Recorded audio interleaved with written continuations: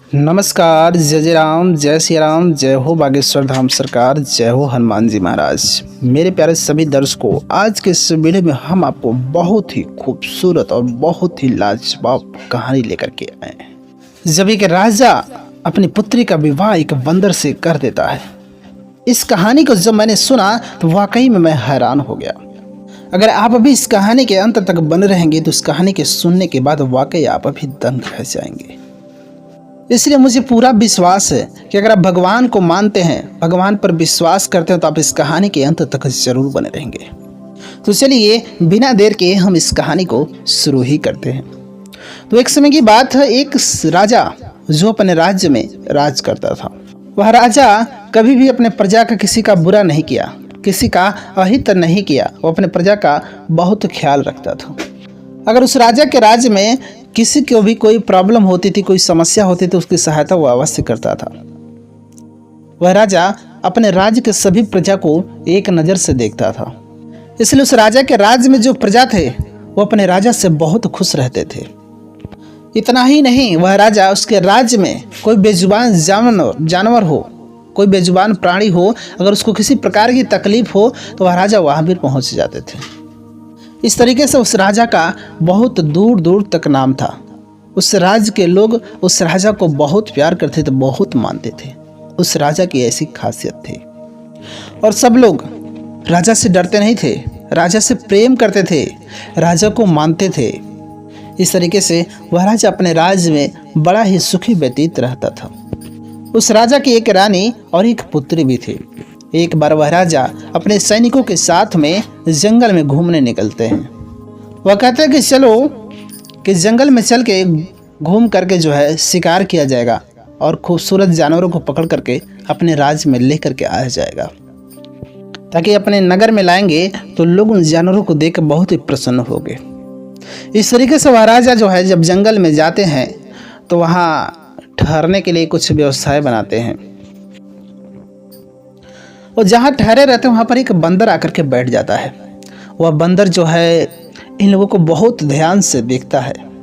उसके बाद जब राजा साहब ठहरे थे, शाम का समय हुआ, भोजन पकाया गया। जब भोजन पक गया, सैनिकों ने ले जाकर के राजा को भोजन कराया। राजा ने कहा, अरे मेरे को तो भोजन दे दिया, सामने एक बंदर बैठा है, कि उस बंदर को नहीं देख पा रहे हो सके वह बंदर भूखा हो, तभी से इधर देख रहा है, इस वजह से वह कहीं गया नहीं। वह सैनिक जो है बंदर को भोजन लेकर के जाते हैं। बंदर जो है भोजन नहीं लेता है। वह उतरता है, पत्थर से जमीन पर लिखता है कि मुझे इस तरह से भोजन नहीं चाहिए। जिस प्रकार से राजा को थाली में भोजन दिया गया, उस प्रकार से अगर हमें भोजन मिलेगा तभी हम भोजन करेंगे। फिर सैनिकों ने यह बात राजा साहब से बताया कि बंदर लिख करके बताया कि मुझे ऐसा खाना नहीं चाहिए। राजा साहब ने सोचा कि बंदर तो बहुत होशियार है जो लिख रहा है। वह राजा साहब कहते कि कोई मामूली बंदर नहीं है, जिस प्रकार से मुझे भोजन दिया गया उसी प्रकार जो है उस बंदर को दिया जाए। रात्रि का समय होता है।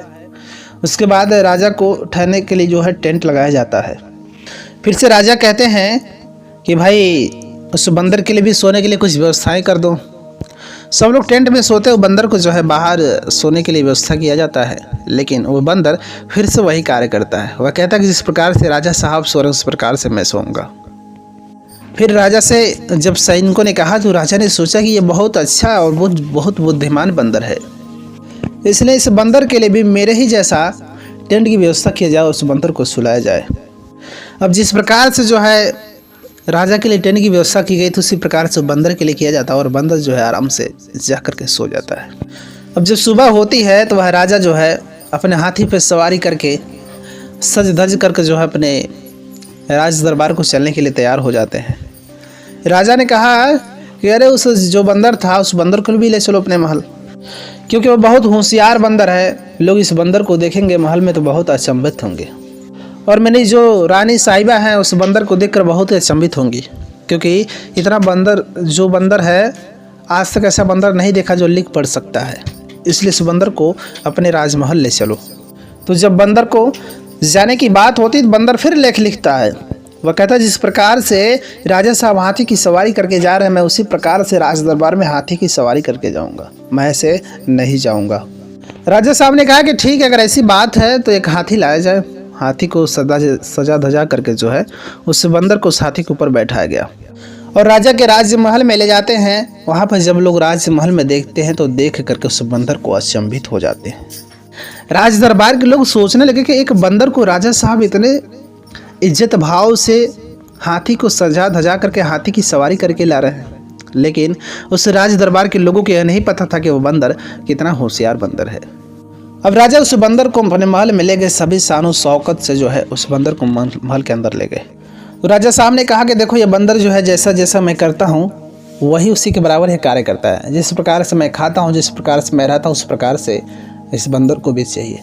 यह बंदर मेरे बराबरी का काम करता है, इसलिए ऐसा करो कि मेरा जो सिंहासन है उस सिंहासन के बगल में एक और सिंहासन रखा जाए, ताकि ये जो बंदर है वहाँ पर मेरे बगल में मेरे सिंहासन के जैसे ये भी बैठ सके।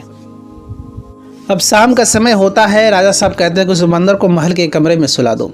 उसके बाद वो बंदर जो है पेन लेता है और ये लेख लिखता है कि नहीं राजा साहब, मैं इस तरह से आपके महल में एक कमरे में नहीं सो सकता।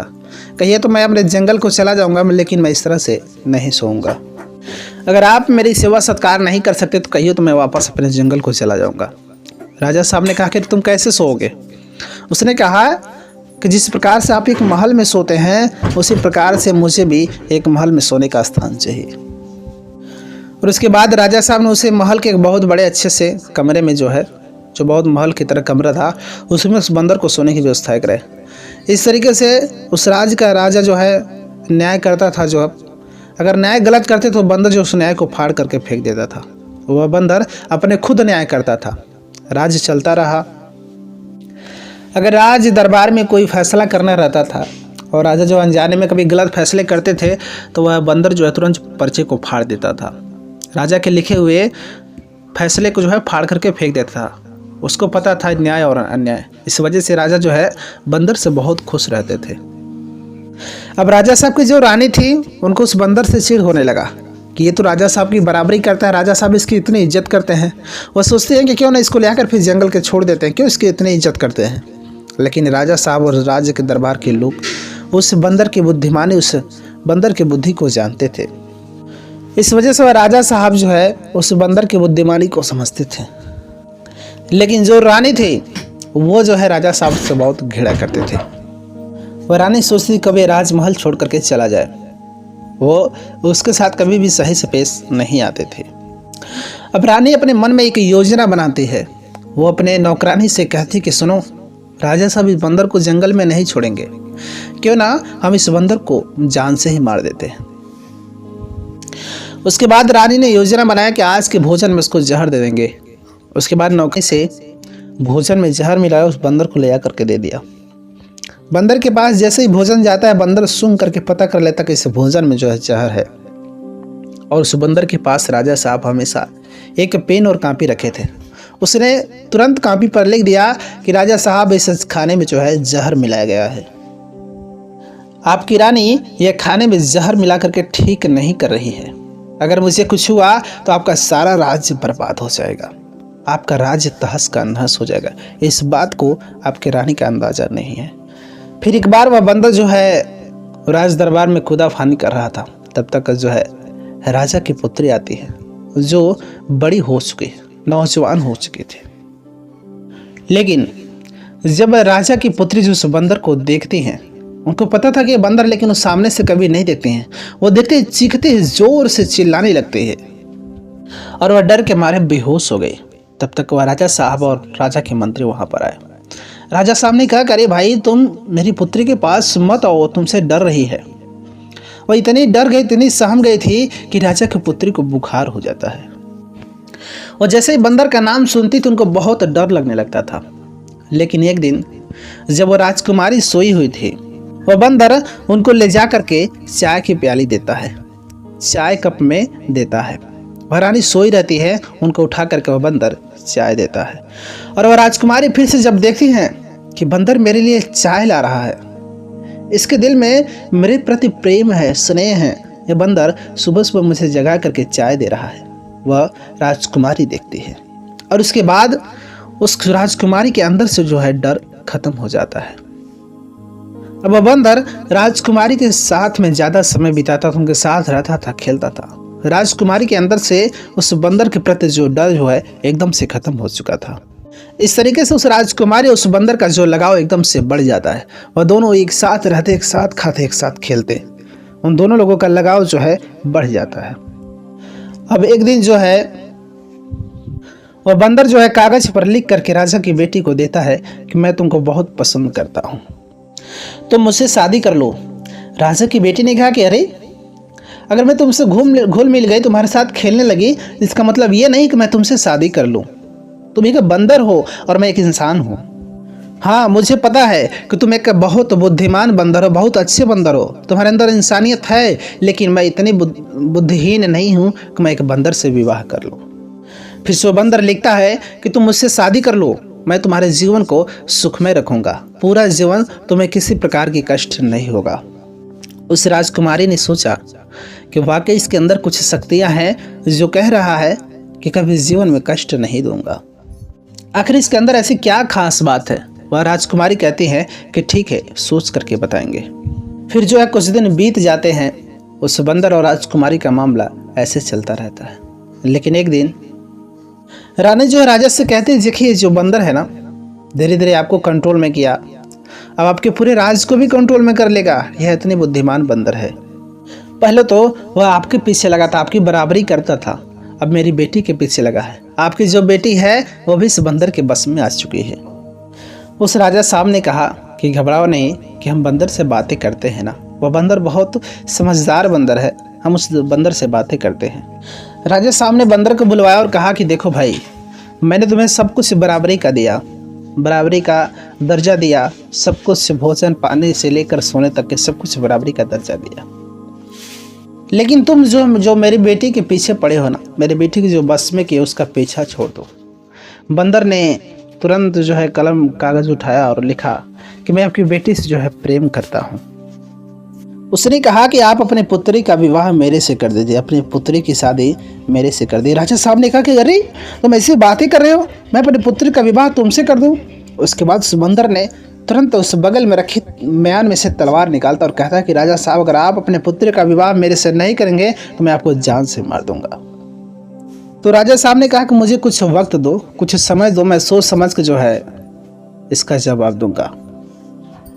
तो बंदर कहता कि चाहे कुछ भी हो जाए, मुझे इसका जवाब हाँ में ही चाहिए। राजा साहब सोचने लगे, बोले ठीक है, मुझे कुछ सोचने का समय दो। उसके बाद राजा साहब जो है अपनी पुत्री के पास गए। उसने कहा कि बेटी देखो, मैं अगर तुम्हारा विवाह उस बंदर के साथ नहीं किया तो वह बंदर जो है मुझे मार देगा।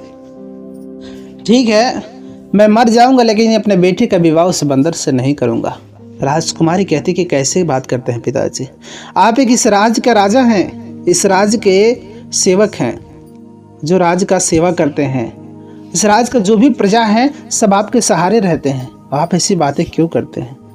राजा साहब ने कहा कि बेटी, मैं अपने की बेटी की शादी एक बंदर से कैसे कर सकता हूँ, अपनी बेटी को अंधेरे में कैसे ढकेल सकता हूँ? राजकुमारी कहा कि पिताजी, हाँ ये बंदर है, इस बात का लोगों से घृणा होगा, इस बात का प्रॉब्लम होगा, लेकिन वो बंदर भी मुझसे भी कहता है कि तुम मुझसे विवाह कर लो।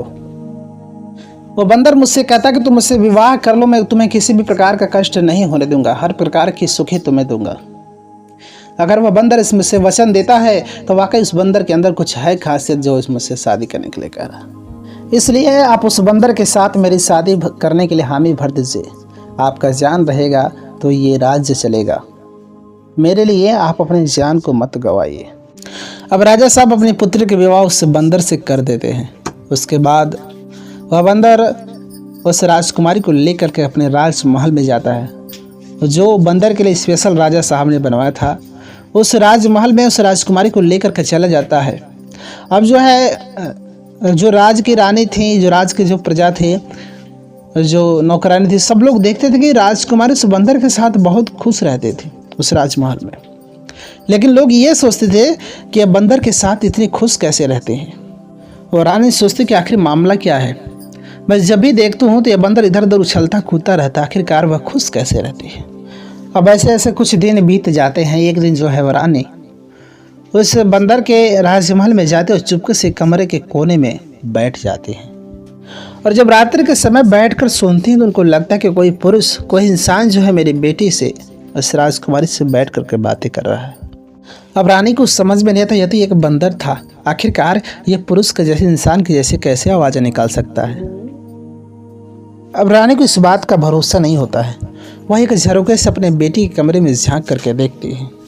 जब अपने बेटी के कमरे में झांक करके देखती तो देखते हैं कि एक खूबसूरत नौजवान युवक मेरी बेटी से प्रेम कर रहा है। अब वो समझ जाते कि ये बंदर जो रात्रि के समय इंसान बनता है और मेरी बेटी से बहुत प्रेम करता है। उसके बाद रानी बहुत खुश होती हैं कि वाह, क्या मेरी बेटी का नसीब इतना खूबसूरत जो लड़का उसे मिला। मेरी बेटी इसलिए इतना खुश रहती है। आज मुझे समझ में आ गया कि मेरी बेटी के खुश रहने का राज क्या है। लेकिन तब तक वह रानी देखती है कि दरवाजे पे बंदर का खाल पड़ा रहता है। वह सोचने लगती है कि मेरा जमाई जो है दिन भर बंदर का खाल पहन के क्यों रहता है। अब सोचते कि इस बंदर के खाल को हम जला देते हैं, ना बंदर के खाल रहेगा, न वह दिन में बंदर बन करके बैठेगा। अब वह राजकुमार उस बंदर के खाल को लेकर के अपने राजमहल जाती हैं और उसको खाल को जैसे ही जलाती हैं, तुरंत जो बंदर जो बना था, जो आदमी था राजकुमारी के पास, उसके जो है चमड़ी जलने लगती है।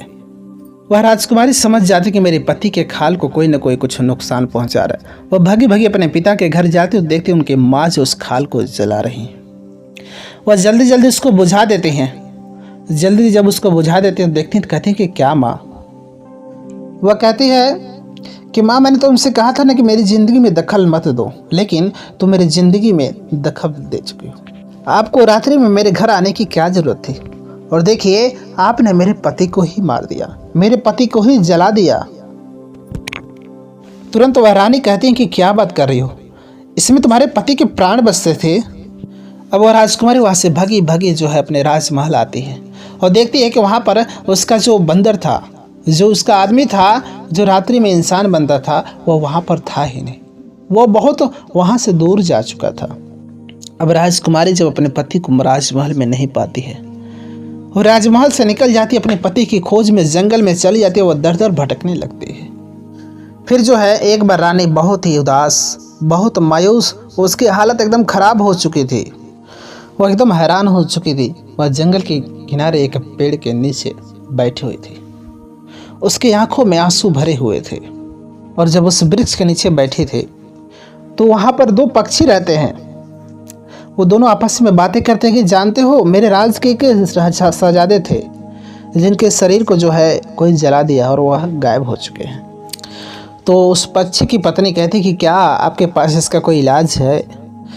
वो पक्षी कहता कि हाँ, ये जो पेड़ है ना, इस पेड़ की पत्ती को ले जा करके गौमूत्र में पीस करके उसको लेप बना करके उस राजा के जो शहजादे उनके शरीर पर पोत दिया जाए तो वह घाव जो है ठीक हो सकता है। लेकिन इस लेप को जो है लगातार 40 दिन लगाया जाए तो वह ठीक हो जाएंगे। वह राजकुमारी वो समझ जाते हैं कि ये दोनों पक्षी जो है मेरे पति की ही बातें कर रहे हैं। अब ये एक गरीब और हकीम का रूप बनाया। जो वैद्य लोग दवा करते हैं, उस वैद्य का एक गरीब रूप बनाया यह राजकुमारी ने। और उस राज्य में गई जिस राज्य का वह राजकुमार था, जो बंदर था वह एक राज्य का राजकुमार था। उस राज्य में जाती देखते वहाँ पे सब लोग जो मायूस रहते हैं। लोगों से पूछती कि ये पूरे राज्य के लोग मायूस क्यों हैं? लोग बताते थे कि इस राज्य का जो शहजादे थे वो कुछ दिन तक गायब थे और लौटे तो उनके शरीर जो है जल चुके हैं, उनके शरीर में छाले पड़ चुके हैं। उस राज्य के राजा बहुत अच्छे थे।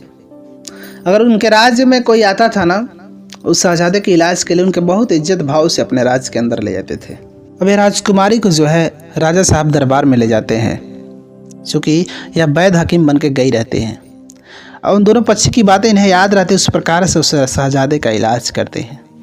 और उन राजा साहब से कहें कि इनका इलाज 40 दिन तक करना पड़ेगा, अगर आपकी इजाज़त हो मैं इस महल में 40 दिन तक रहूँगी। राजा साहब ने कहा कि अरे मेरा बेटा ठीक हो जाए, इससे बड़ी क्या सौभाग्य की बात है। अब ये राजकुमारी वैद्य का रूप धारण करने के बाद उस शहजादे का नित्यदिन इलाज करती थी, लेप लगाते थे, उनकी बहुत खूब सेवा की। अब धीरे धीरे उस राजकुमार के जो घाव ठीक होने लगे। अब ये राजकुमारी कहती है कि अगर आपके घाव ठीक हो जाएंगे तो आपके हाथ में जो अंगूठी है, इस अंगूठी को क्या आप मुझे दे सकते हैं? उसके बाद वह राजकुमार कहते हैं कि तुम बात की बात क्या कर रहे हो, अभी मैं इतना ठीक हो गया कि अभी मैं तुमको निकाल करके दे रहा हूँ। क्योंकि वह अंगूठी तुरंत निकाल करके दे देते हैं। और उसके बाद वो राजकुमारी उसी रात्रि में अंगूठी लेने के बाद चुपचाप से निकल जाती है। अब जब सुबह होता है तो सभी दरबारी जो है ढूंढने लगते हैं और राजा साहब कहते हैं, कौन फरिश्ता था जो आया 40 दिन रहा मेरे बेटे के घाव को ठीक कर दिया, जो फफूले थे, जो घाव थे वो सब ठीक हो चुके हैं। वाकई कोई भगवान का भेजा गया फरिश्ता था। अगर वो मुझसे मांगता तो मैं उसे आधा राज पाड़ देता, क्योंकि उसने मेरे शहजादे को ठीक कर दिया था। लेकिन वाकई में वो कोई भगवान का फरिश्ता था जो आया और चला गया। और राजकुमार कहता है कि पिताजी उसने मात्र एक अंगूठी लिया और कुछ नहीं, इससे भला इंसान मुझे कहाँ मिलेगा।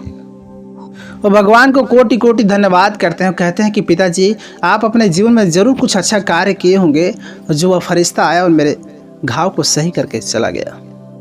अब ये राजा का जो शहजादा था वो अपने राज दरबार में जो अपनी रानी के साथ रहा करता था राजकुमार, वापस लौट के आता था। रानी राज दरबार में बहुत मायूस लेटी हुई थी और जब इसको देखती कि स्थल धस के यह राजकुमार जाता है तो तुरंत उठ करके खड़ी हो जाती है और वह तुरंत गले लगा लेती है और कहती है कि आप कहाँ चले गए थे, मैं इतने दिनों से रो रो के पागल हो चुकी, आपकी यादों में मेरे शरीर की हालत क्या हो चुकी है, आप इतने दिनों से कहाँ चले गए थे, मैं आपके बहुत दिनों से इंतजार कर रहे थे।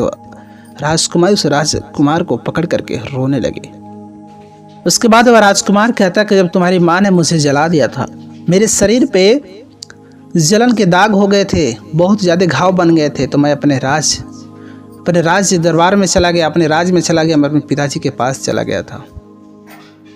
चूँकि मेरे पिता जो भी एक राज के राजा हैं, लेकिन उनके यहाँ एक फरिश्ता आया जो 40 दिन रह करके मेरा अच्छे से इलाज किया और उस फरिश्ते ने मुझसे कुछ भी नहीं लिया सिवाय एक अंगूठी के। उस राजकुमारी ने कहा कि देखिए ये शायद वही अंगूठी है क्या जो अंगूठी वह फरिश्ता आपका लेकर के गया था। वह राजकुमार कहते अरे ये अंगूठी तुम्हारे पास कैसे आ गई। उस राजकुमारी ने कहा कि वो फरिश्ता कोई और नहीं, मैं ही थी, मैं ही वेशभूषा बदल करके, मैं ही वैद्य बन करके जो है आपके राज दरबार में गई थी, मैं ही आपका इलाज की थी। इसलिए भला कोई अपने पति से कैसे कीमत ले सकता है, इसलिए मैं पहचान के लिए आपसे एक अंगूठी बस लेकर के आई हूँ।